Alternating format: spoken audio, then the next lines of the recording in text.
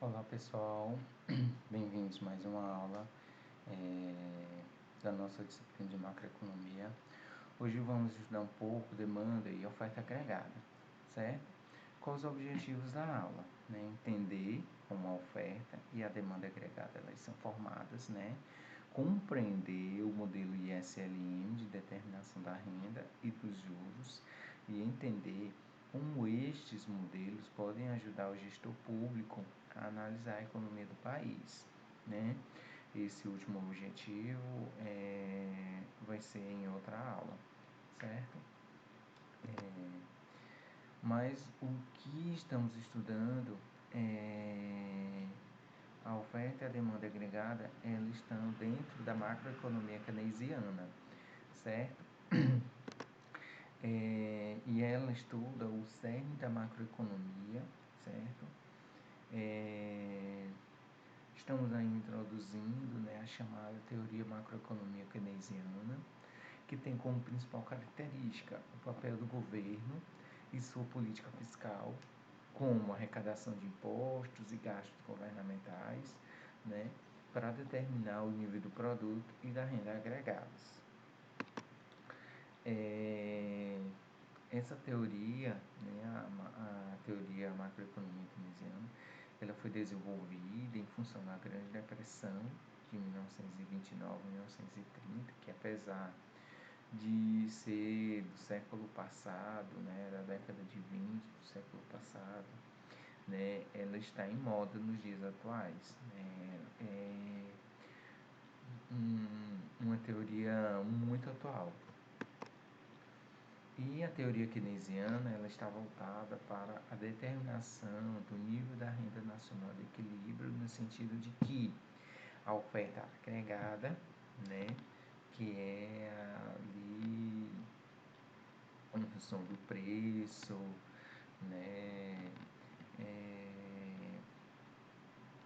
que é o do lado do produtor, certo? Mas aqui na oferta agregada, a gente, como é agregado, estuda na macroeconomia, estuda tudo junto, misturado.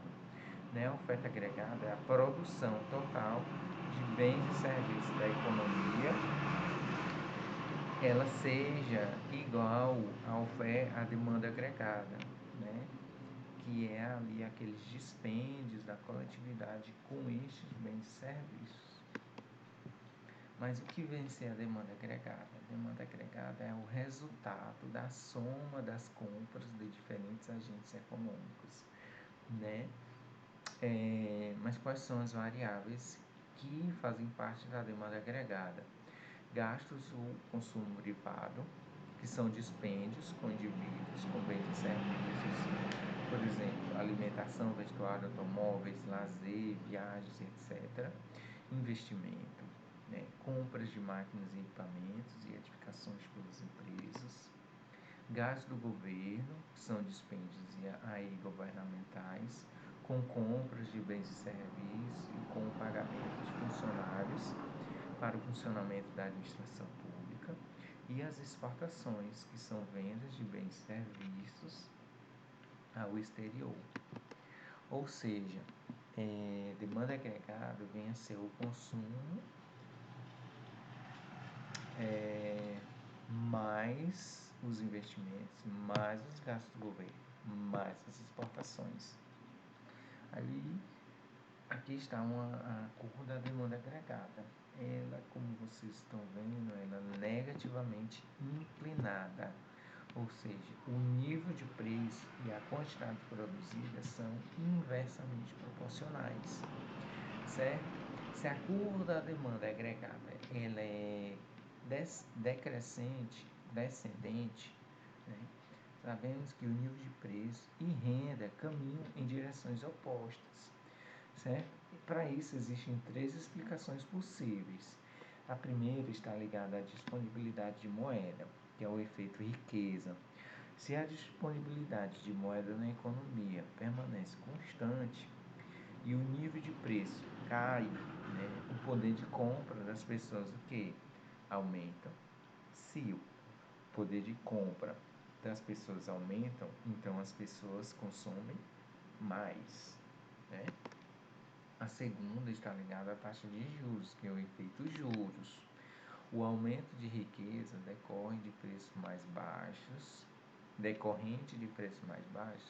fazem com que as famílias aumentem a oferta por fundos emprestáveis, né? Aqui o fundos emprestáveis de respeito à poupança, né? Estimulando assim uma demanda de bens para investimento.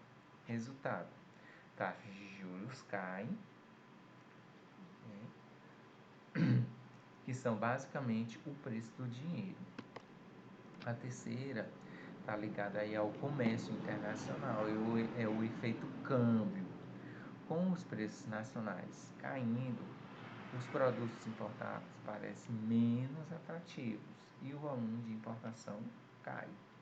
Ao mesmo tempo, justamente por causa dos preços mais baixos, o volume de exportação aumenta.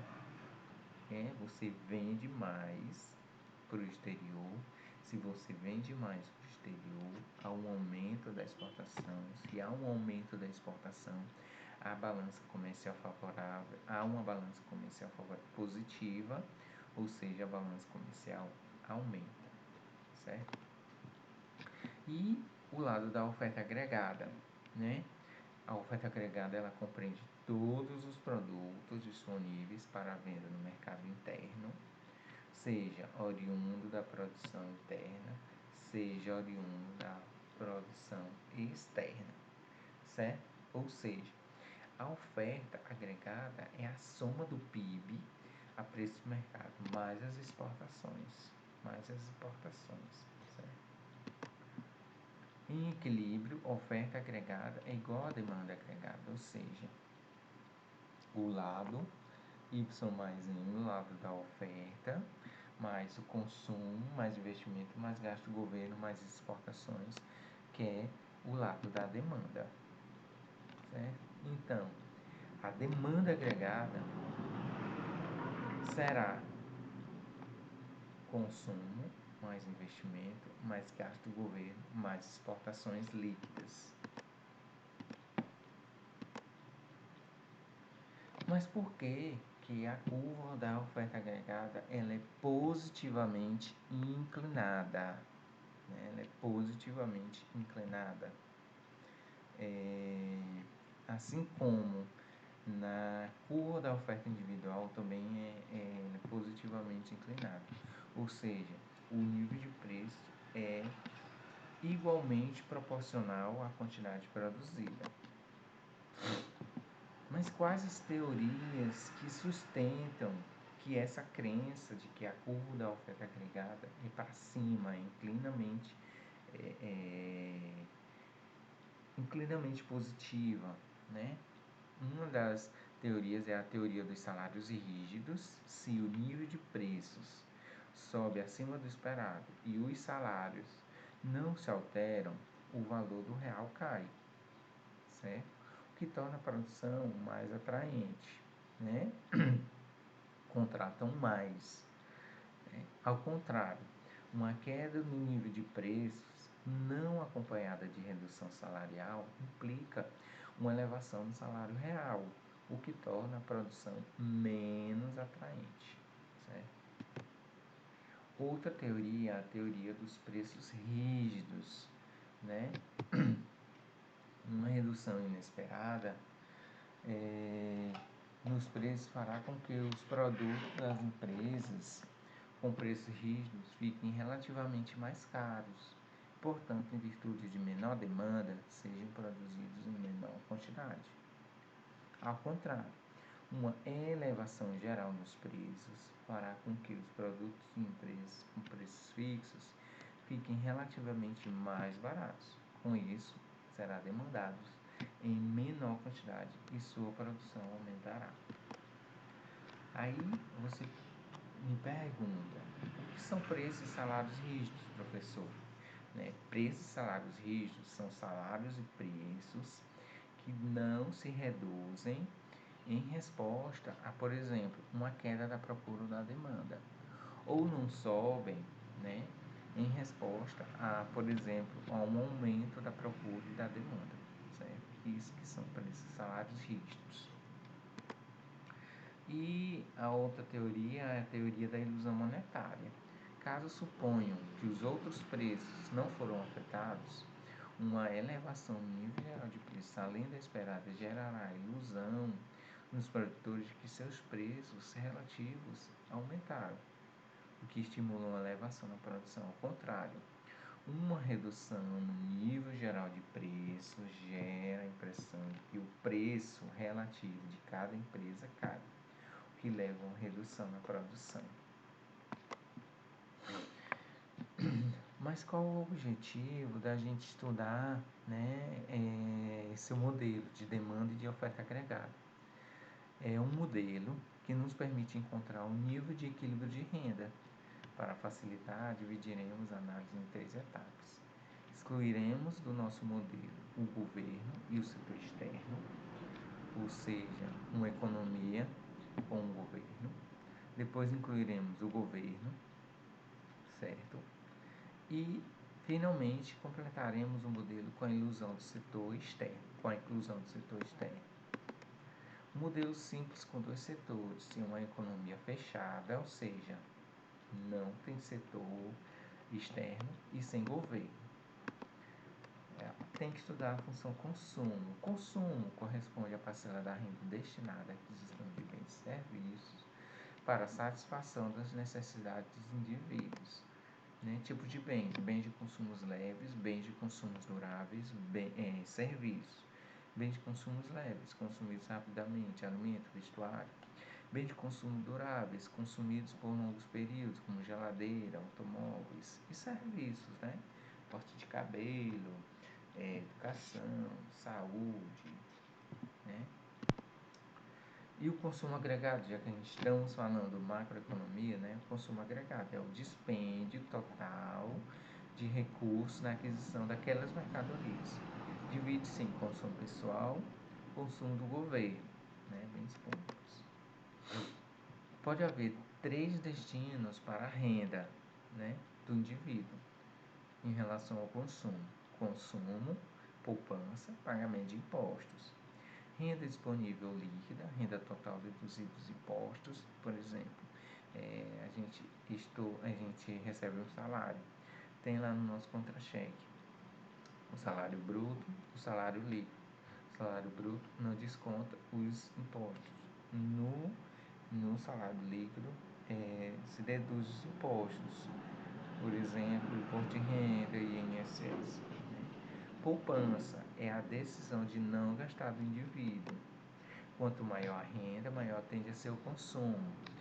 Isso é chamada lei psicológica fundamental de Keynes. Né? Os consumidores aumentam o consumo à medida que a renda aumenta, mas não na mesma magnitude. Ou seja, os consumidores eles preferirão poupar alguma parte. Consumo é igual consumo autônomo mais o consumo a fração da renda que é destinada ao consumo, certo? Czinho é o consumo autônomo, ou seja, não depende da renda, e o Czinho aí depende sim da renda, certo? Aí um exemplozinho que a gente dá quando o consumo for qual o consumo quando a renda for 40 e 120, né? Esse Czinho é chamado propensão marginal a consumir, que é aquela proporção da variação do consumo com relação à proporção da variação da renda.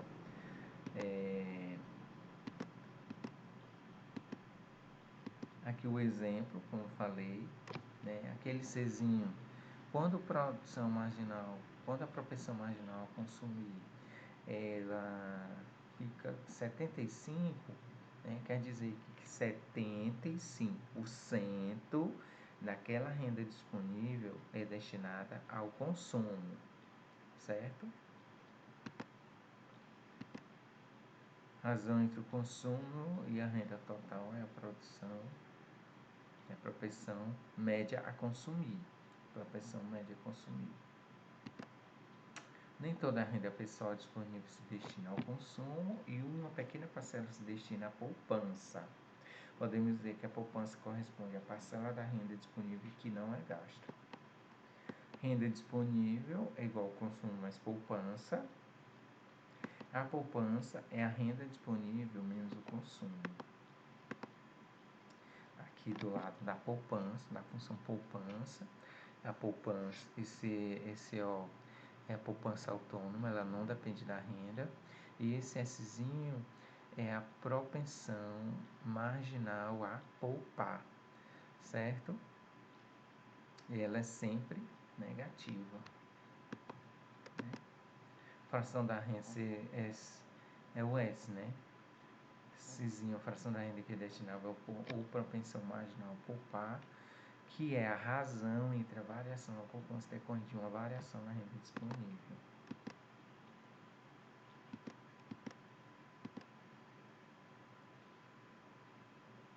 Aí um exemplo que quer dizer quando a propensão marginal a poupar é igual a 25, quer dizer que 25 da renda é destinada a poupar, certo?